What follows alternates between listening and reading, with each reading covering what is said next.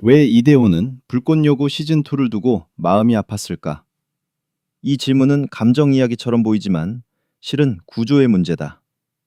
이대호는 단순히 한 프로그램에 출연한 은퇴 스타가 아니다.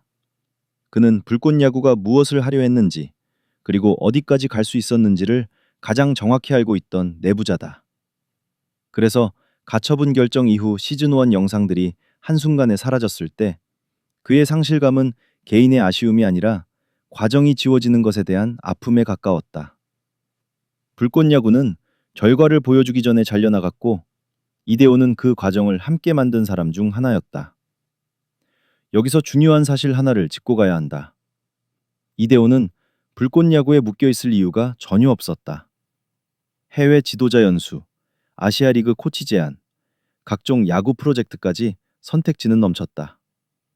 실제로 여러 해외 구단과 캠프에서 그의 이름이 거론됐다. 하지만 그는 불꽃야구를 정리하지 않았다. 적극적으로 나서서 싸우지도 않았고 그렇다고 등을 돌리지도 않았다. 이 침묵은 무기력함이 아니라 계산이었다. 지금 불꽃야구에 필요한 건 감정적 방어가 아니라 이 프로젝트가 쓸모 있었는가를 증명하는 것이었기 때문이다. 이대호가 끝까지 불꽃야구를 키우려 했던 이유는 단순하다.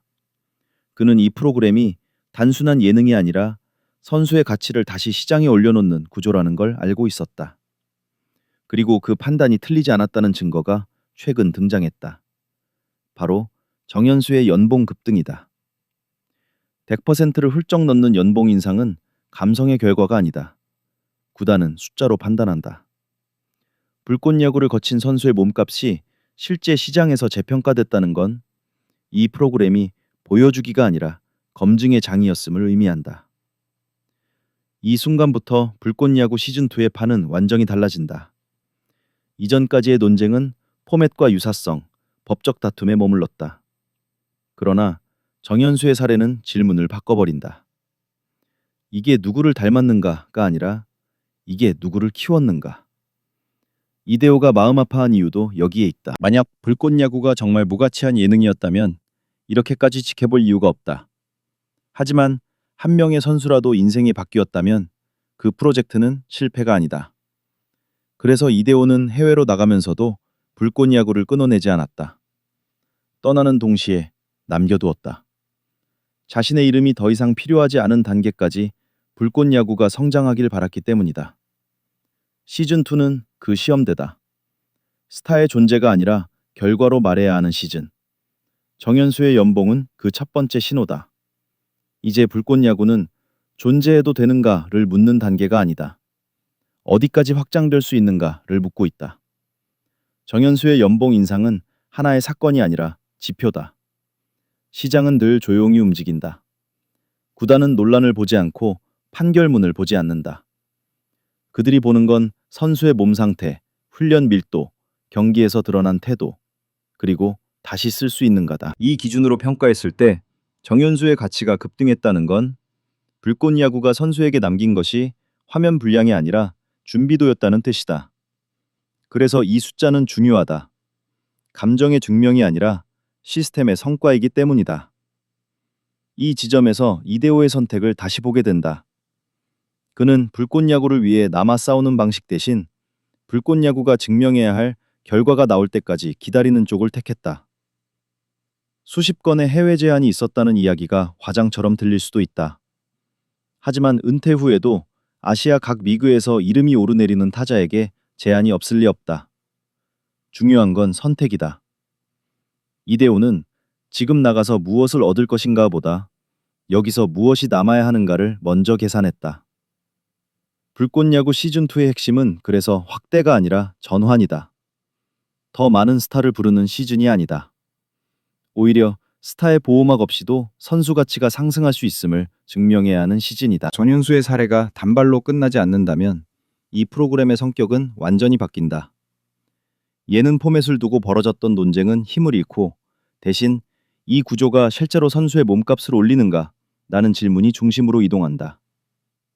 이 변화는 해외에서도 통한다. 아시아 리그의 스카우트들이 주목하는 것은 쇼의 재미가 아니라 훈련 과정의 진정성이다. 불꽃야구가 시즌2에서 라이브, 해외 캠프, 실전 중심으로 움직이려는 이유도 여기에 있다. 포맷을 닮았느냐가 아니라 결과를 만들었느냐가 중요해지는 구간. 이 구간에서 불꽃야구는 경쟁자를 비교 대상으로 삼지 않는다. 비교 자체를 무력화하는 방식으로 판을 옮긴다. 이대호가 마음 아파했던 건 바로 이 전환의 문턱에서 프로그램이 멈춰섰기 때문이다. 하지만 그는 서두르지 않았다. 결과는 시간이 만든다는 걸 알기 때문이다. 정현수의 연봉은 그 시간이 헛되지 않았다는 증거다. 이제 시즌2는 선택의 문제로 남았다. 스타에 기대는 길로 갈 것인가? 아니면 결과로 말하는 길로 갈 것인가? 불꽃요구는 이미 답을 정했다. 그리고 그 답은 숫자로 돌아오기 시작했다. 이대호의 마음이 왜 불꽃야구 시즌2에서 멈춰 있었는지를 이해하려면 한 가지를 분명히 해야 한다. 그는 불꽃야구를 지켜야 할 추억으로 보지 않았다. 그는 이 프로젝트를 완성돼야 할 구조로 봤다. 그래서 마음이 아팠던 것이다. 결과가 나오기 직전에 과정이 끊겼고 그 과정이 증명될 기회를 잃는 걸 누구보다 잘 알았기 때문이다. 감정은 말하지 않았지만 계산은 분명했다. 지금 떠나면 개인은 편해질 수 있어도 이 구조는 끝난다. 하지만 구조는 끝나지 않았다. 오히려 다른 방식으로 증명되기 시작했다. 정영수의 급등한 연봉은 단순한 개인 성과가 아니다. 그것은 불꽃야구가 남긴 훈련의 밀도, 경쟁의 강도, 그리고 다시 써도 되는 선수라는 평가가 숫자로 환산된 결과다. 이 한 건으로 시즌2의 판도가 바뀌었다. 이제 불꽃야구를 두고 묻는 질문은 달라진다. 법적으로 가능한가가 아니라 이 구조가 선수 가치를 올리는가다. 후자의 질문에 답이 나오기 시작한 순간 논쟁의 중심은 이동한다. 이대호는 이 변화를 기다렸을 가능성이 크다. 해외 제한이 많았다는 이야기가 중요한 게 아니다. 중요한 건 그 제한들이 불꽃야구의 중령보다 앞서지 않았다는 점이다. 그는 떠날 수 있었지만 떠나지 않았다. 그리고 완전히 남지도 않았다. 이 애매한 위치는 우유부단이 아니라 전략이다. 개인의 행보로 프로젝트의 의미를 덮지 않기 위한 거리두기였다. 불꽃야구가 살아남는다면 그것은 누군가의 이름이 아니라 결과 덕분이어야 한다는 판단이다. 시즌2는 그래서 냉정해질 수밖에 없다. 더 이상 감동서사로 버틸 수 없다. 스타의 헌신으로 설득할 수도 없다. 오직 하나, 실제로 선수가 성장하고 시장에서 재평가되는가. 정현수의 사례가 이어진다면 불꽃야구는 더 이상 예능의 경기에 머물지 않는다. 그것은 하나의 경로가 된다. 선수에게는 제도전의 경로, 은퇴 선수에게는 지도자의 경로, 그리고 시장에게는 새로운 공급원이다. 이대호가 불꽃야구를 두고 마음 아파했던 이유는 바로 이 경로가 끊길 뻔했기 때문이다. 하지만 지금은 다르다. 결과가 말하기 시작했고 숫자가 증명하고 있다. 시즌2는 과거를 복원하는 시간이 아니다. 이 구조가 실제로 작동한다는 걸 끝까지 보여주는 시험대다. 그 시험이 통과된다면 이대호가 굳이 앞에 서지 않아도 불꽃야구는 앞으로 나아간다. 그리고 그것이야말로 그가 끝까지 이 프로젝트를 키우려 했던 진짜 이유다.